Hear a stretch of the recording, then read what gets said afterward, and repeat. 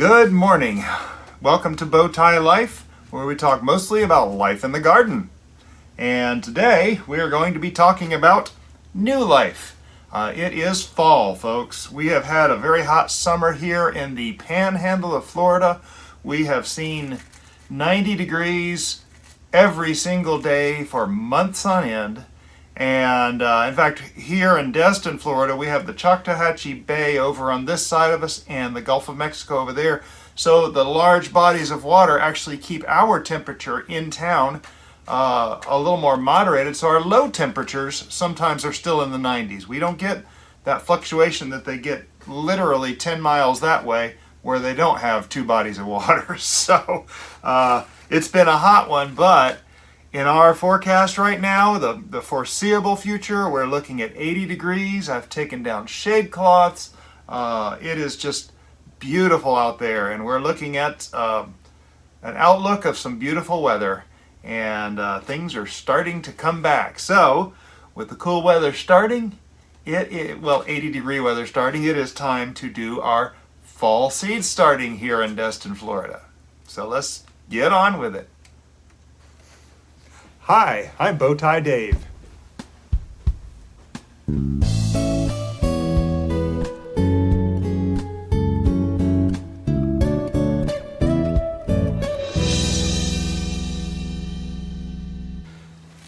So first things first, let's talk about what seeds we're growing and why on a few of them and why we're planting them now. First off, we have a few herbs and spices. We have thyme. Thyme from Seed Savers Exchange. It's a very small leaf plant, and it's a spice. We have mammoth dill that we're planting. Now, some of these seeds are a little older. I'm pretty sure these mammoth dill are from last year. These thyme seeds are from last year as well, and these fennel seeds are also from last year. Now, we're starting to grow more of the herbs and spices this year. It's kind of, we're slowly getting new things and more things added to the garden, and we really would like to get to a point where we can start creating some of our own spice mixes, like taco seasoning has certain things in it. Italian dressing seasoning. These have certain things in them that make them taste the way they do, and you can make your own combinations. And so that's where I am trying to get to over the next year or two. And so these are longer. They grow in the longer term. They're happier to start in the fall. A lot of these will actually survive over winter. Thyme.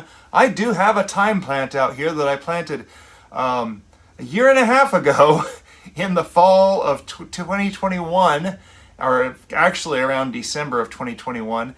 And it's still there. And so it didn't get planted in a very good place, so it's never really gotten very big, but I'd like to see something better. The mammoth dill, I've planted a few of those, but haven't had much success yet. I might be doing some of these in grow bags or somewhere I can control their the weeds and stuff around them a little better. But anyway, so that's some more of our herbs and spices. And if you've seen some of our fall seed saving, our seed starting videos already, this is actually the third one we're making.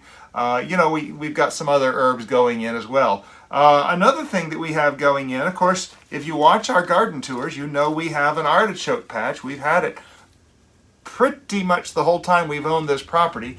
And I actually started with green globe artichokes from Seed Savers Exchange, and that's what we have growing out there right now. And we actually have 4 plants. And take a look at the last garden tour for September, which this is September 25th, and you'll see I found there's 4 plants in there now, and I'm just hoping that with the cooler weather they'll come back. However, I got a couple of empty spots out there, and I want to fill them in just a little bit.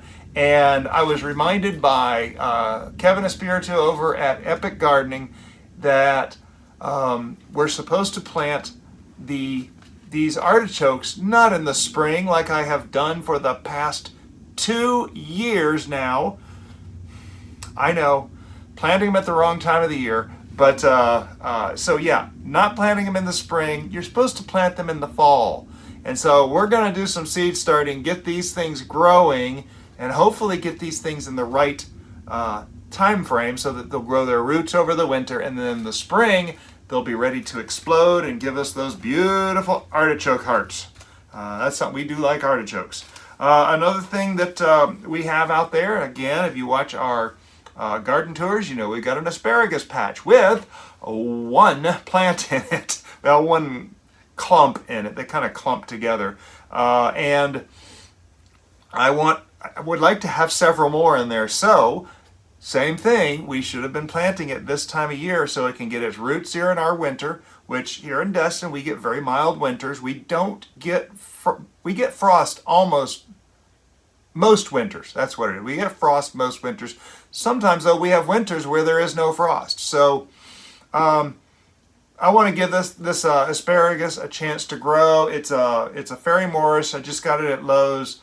It is a Mary Washington variety, and it is literally just what I had available. So, you know, we make do with what we can. Of course, I have all our tags already made. Another thing, now, I think I mentioned in the last video that, you know, Mrs. Bowtie and I are not really people that like greens, chard, and that kind of stuff. Neither of us have ever really enjoyed that. In fact, neither of us have ever really enjoyed kale that much. But somewhere on some video, people were talking about dino kale.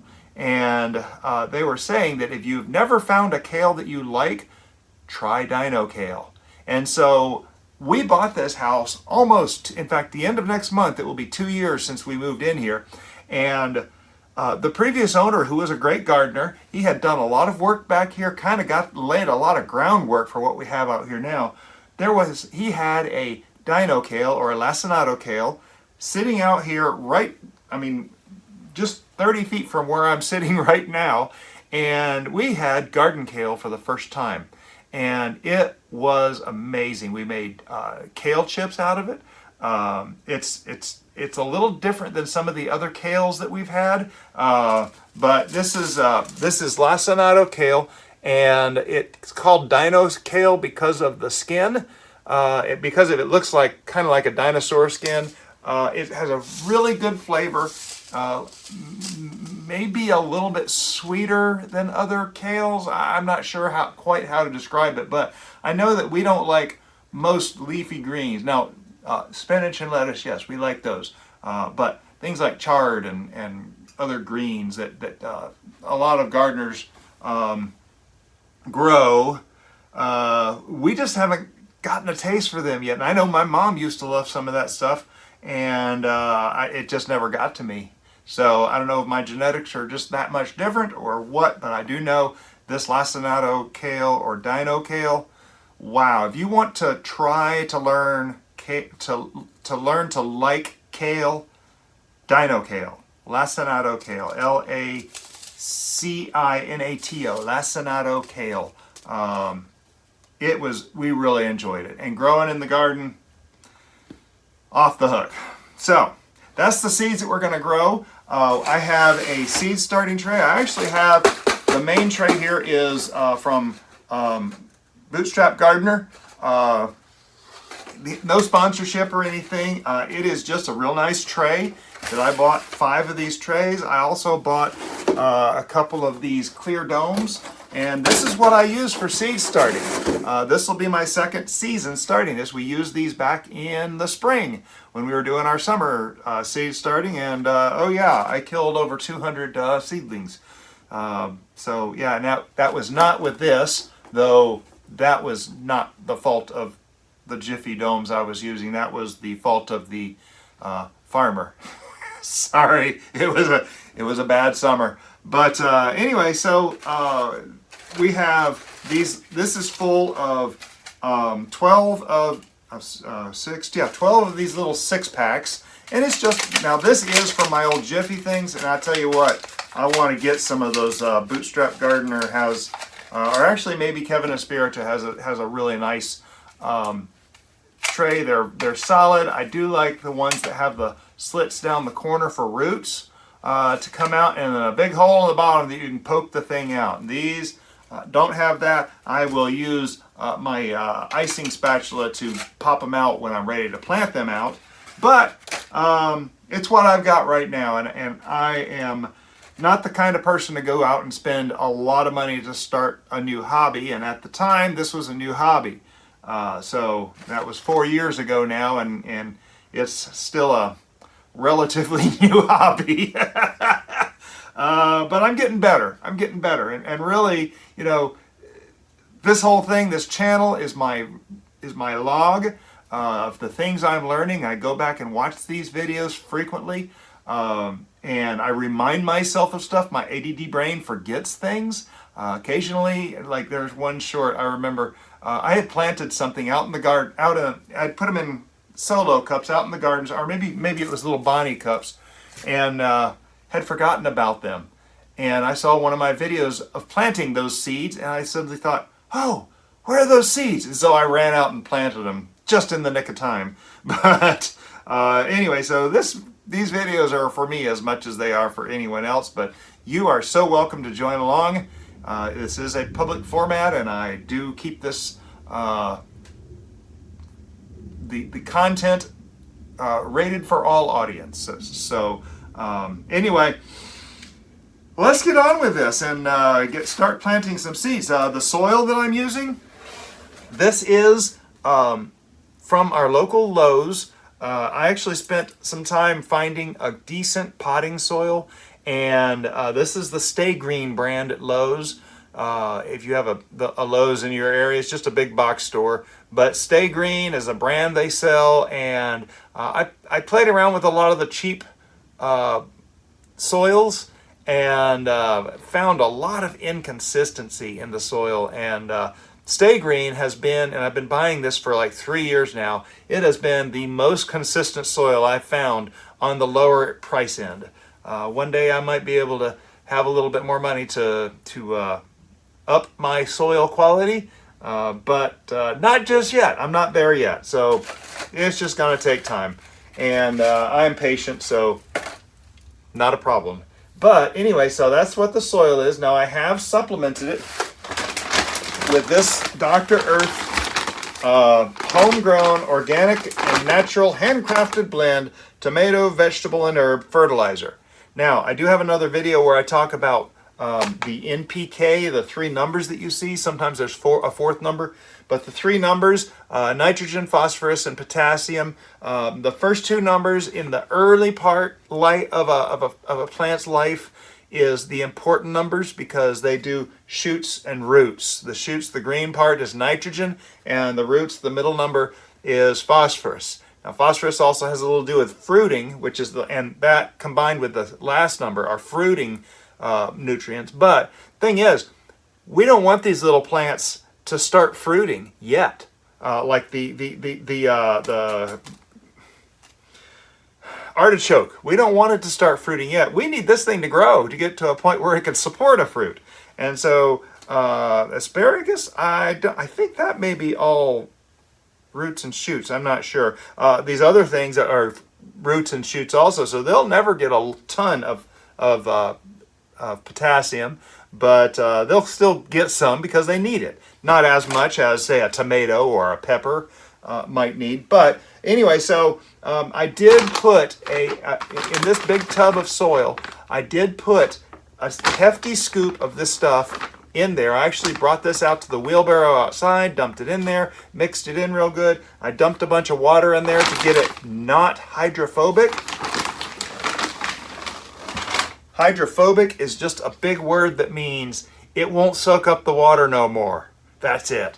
When soil gets so dry, it's just completely dried out without a bit of water, it's very difficult to get it to soak water back up again. And so we keep this moist for that reason, so that it can soak up water. And they're going to go in these trays, and once in these trays, they will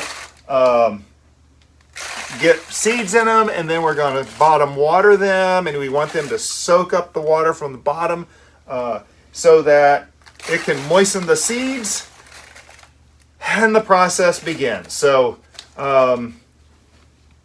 anyway, that is the process and why I keep it moist. The reason I do now, okay, so as far as the fertilizer, and I know some people say don't add fertilizer to your plants when they're seeds.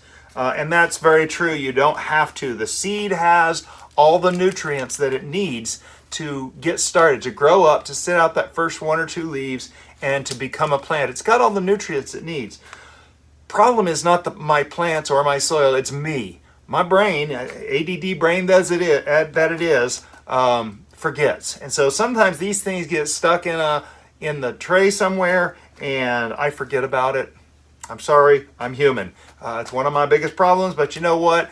It's also one of my biggest gifts too. I've been able to accomplish things because of it that some other people could not accomplish. So I am not complaining about my ADD. So anyway, I'm tapping these down. I'm just pressing on this again to get air out, get all the pockets of air out. You don't want pockets of air in here, but you don't want to press them so hard in that the roots can't get through there either. So what I'm doing here is I'm pressing down with about the pressure that you would feel comfortable pressing on your eye without hurting it.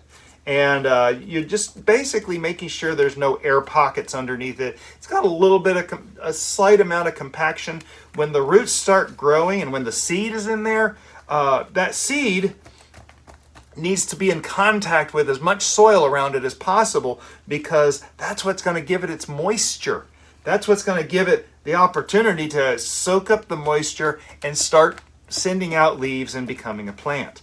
And that's the signal that a seed needs, is that moisture coming in through its outer casing. So we're only going to be focusing on these six packs up front because we have 6 seeds over here. 1, 2, 3, 4, 5, 6. We'll be doing these others in another video with some more seeds that we're going to be planting up. So we're just kind of doing these in batches, and really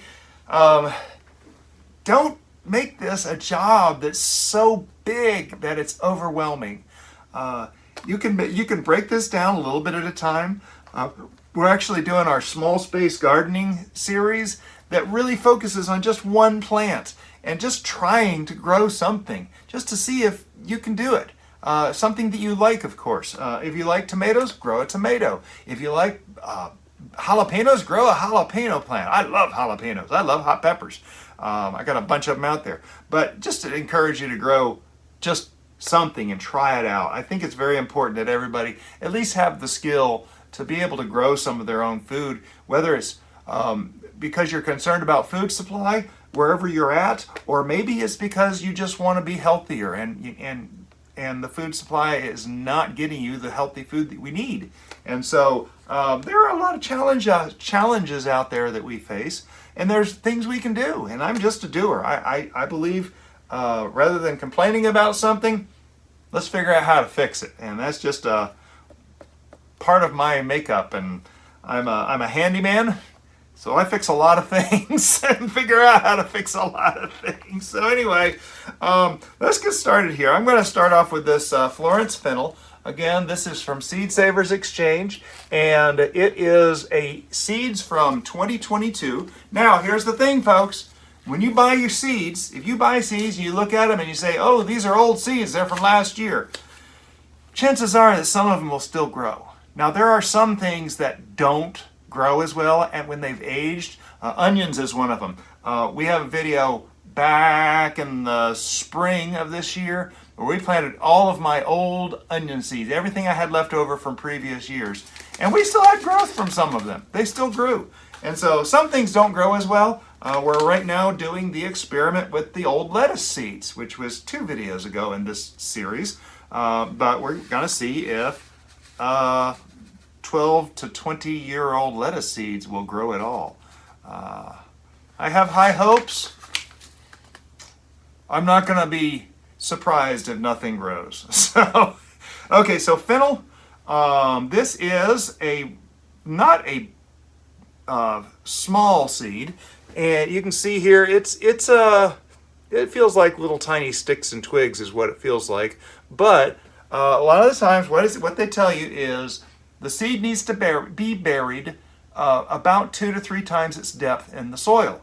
And so if you've got a bean, say you've got a big lima bean, well, that needs to be planted about an inch down in the soil. It needs to be planted deeper.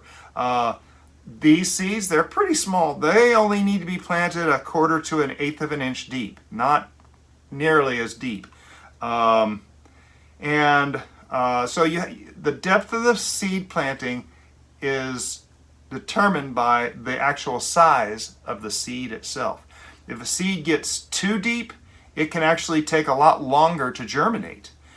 If it gets too deep, it can be too deep to germinate, but we're not doing that here.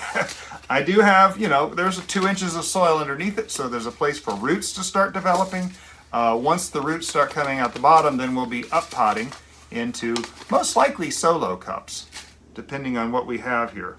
But anyway, so we have fennel planted. I only planted 2 per cell.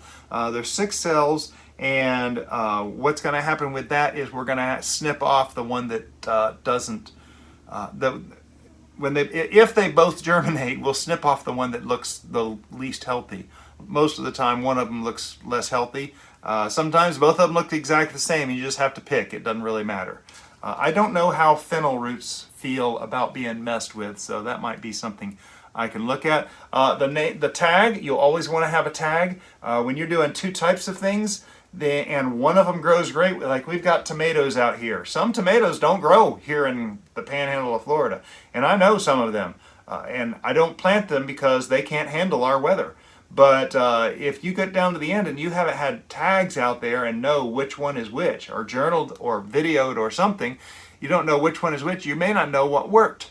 You just know a tomato grew. If you got 5 different types of tomatoes and one of them did really well, a tomato grew. What kind was it, so we can do it again next year? If you don't have a tag, you have no idea. And so that's the main reason to use tags. And so, so I'm going to put in a tag. And then, now you notice I put these 12 seeds on top of the soil. And what I'm going to do here is I'm going to bury it now with just a little sprinkling of about between 1/4 and 1/8 of an inch of soil, which is which is about the same thickness as a pencil, based on the size of that seed. And I spread that out. I pat it down. Now we could have dibbled little holes in there. I just didn't do it. It's just another method. It's not a right or wrong. But anyway, so those are planted. It's as easy as that. And so we're going to go through these other seeds and get them in the ground. This is the dill, an herb, mammoth dill. I don't know if mammoth dill seeds are bigger than regular dill seeds, but they are pretty small. They're kind of the same shape as the fennel seed we just put in, but they're a little bit smaller than that. But I'm going to do the same thing here. We're going to put a few seeds in each cell, and we'll end up trimming off 1 or 2 of the seedlings. We have hundreds of seeds in here. It's not time to be skimpy on your seeds, because I dropped a seed over here. Gonna get that out of there. Okay, because seeds are very cheap. Most seeds are very cheap, and if you've got a package with 500 seeds in it, you're not really going to lose anything. It's not a loss.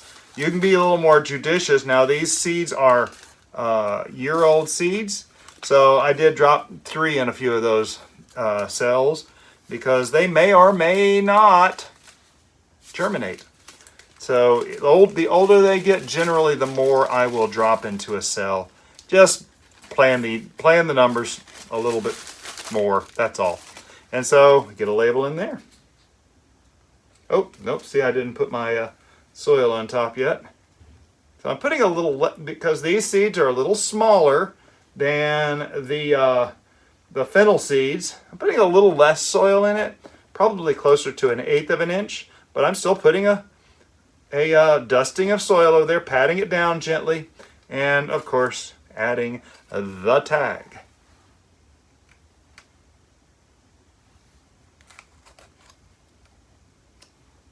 Did y'all hear that?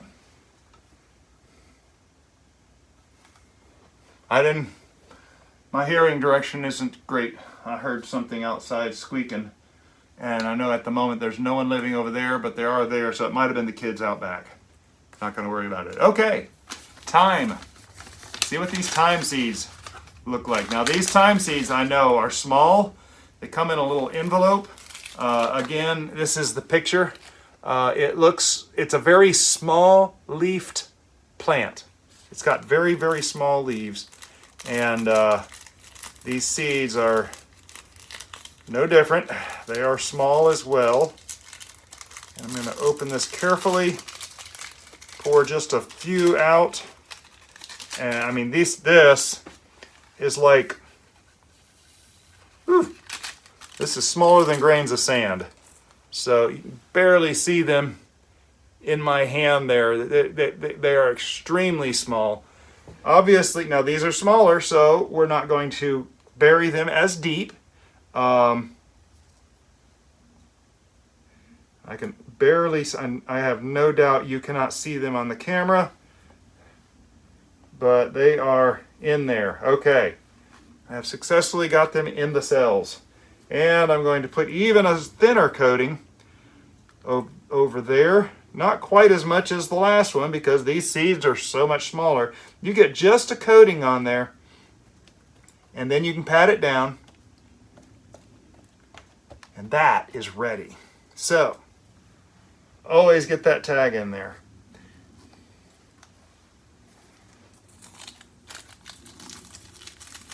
One day someone may ask me where I get my tags from. I might be inclined to tell you if they do, if anybody wants to know. Okay, so there's 3 down, 3 to go. Okay, Green Globe Improved Artichokes.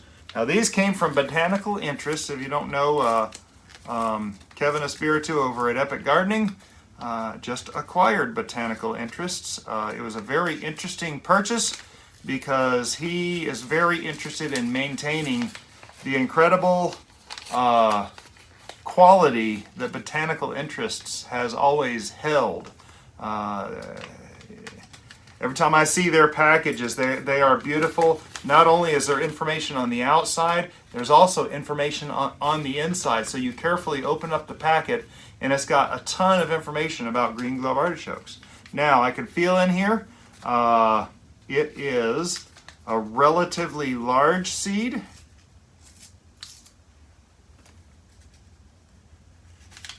And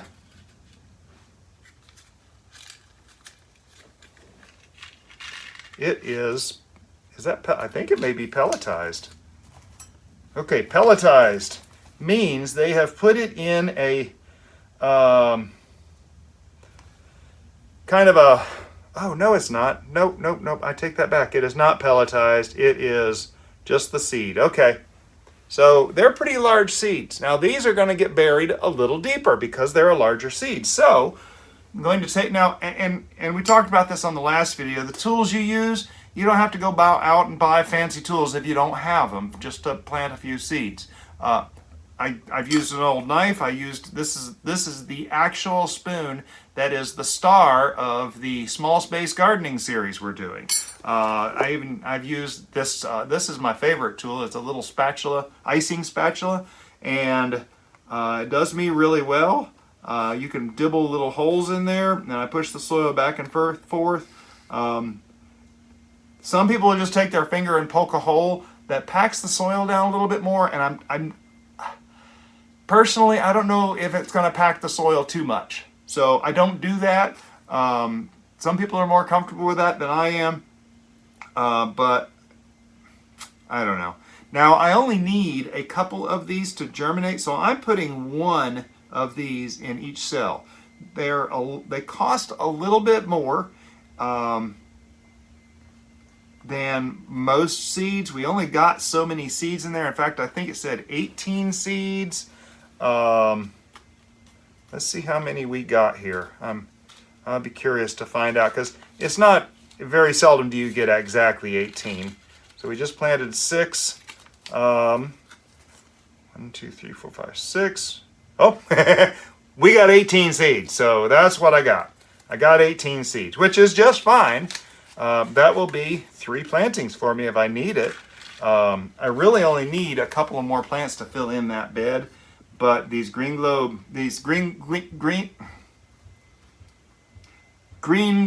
improved may do better than my other green globes. So I'm actually going to be taking note of that as things happen out there. So there is the green globe artichokes, and I'm going to put just a dusting more of soil on top here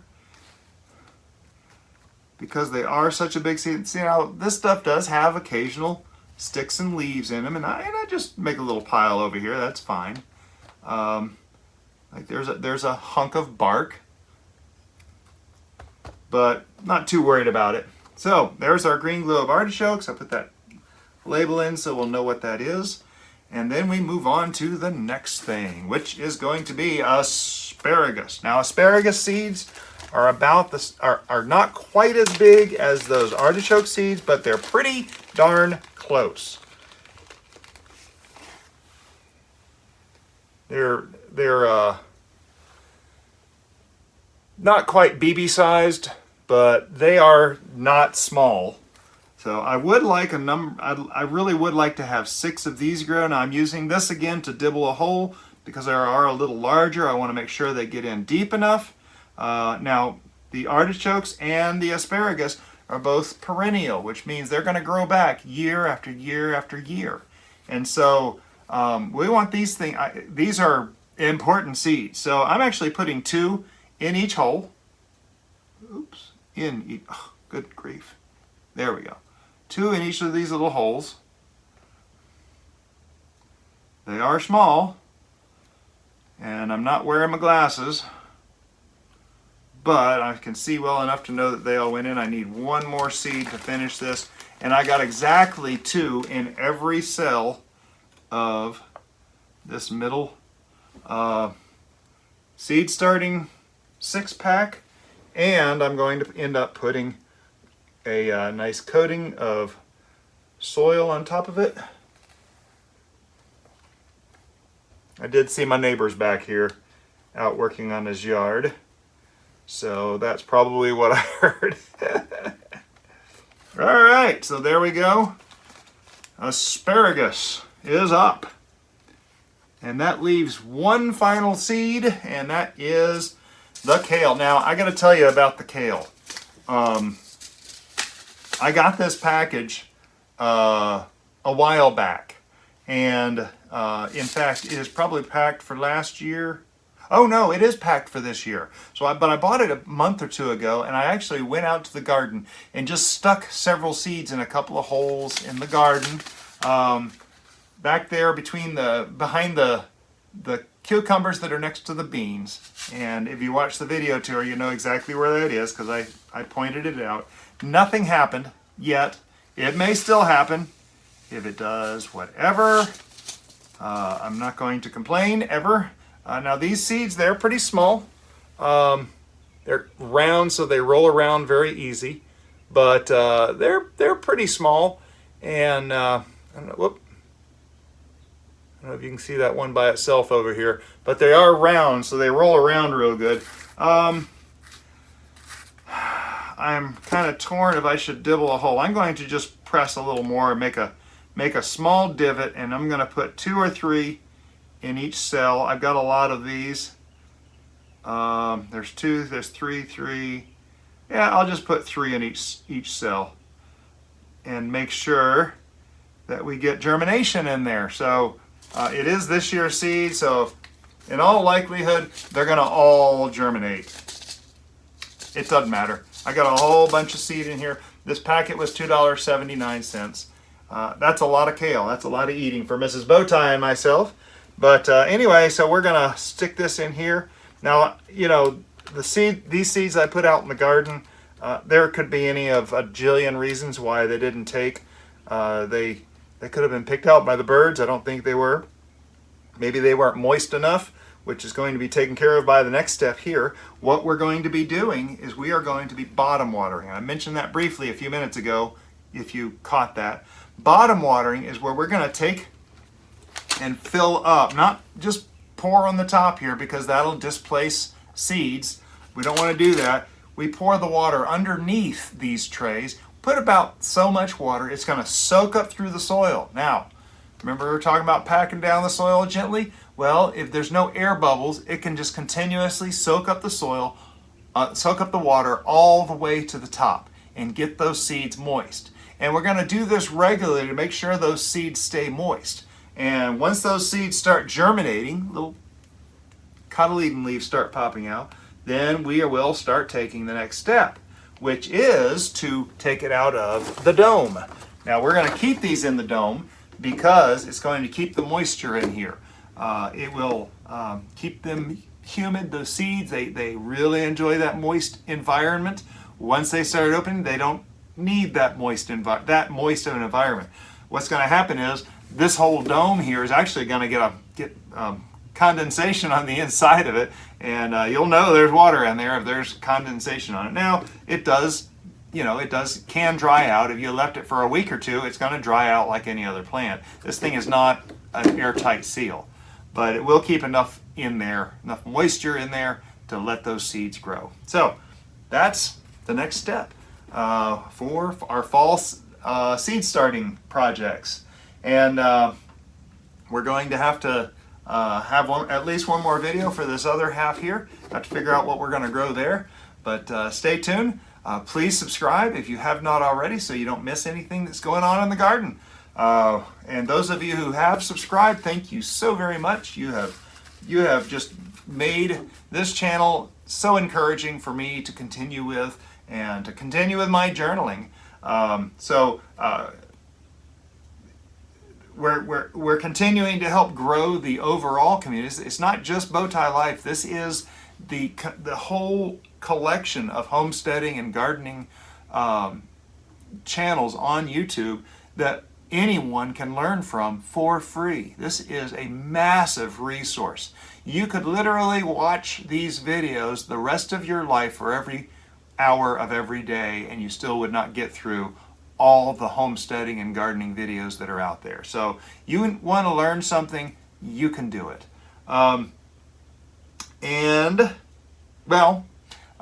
Those of you who have subscribed, thank you. Everyone who's watched, especially if you're watching up to now, that lets the search engines, Google and such, know that this is something that has some decent quality content. I hope it does. I hope that it's informational, educational, inspirational, or maybe just entertaining to see me piddling around in the dirt here.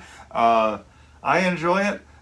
If you thought it was any of those things, click the thumbs up and share it on your social media. Maybe you have friends who are gardeners that might enjoy watching these videos. So that is the end. We've got 6 more sets of seeds, 6 more types of seeds planted out. I'm excited. Fall seeds starting. Fall is on the way. And by the time these are ready to go out in the ground, our weather's going to be turning from 80 degrees down into the 70 degrees. Given a month or so, and we will be so ready to see that season start. So anyway, hope you enjoyed it. Have a blessed day.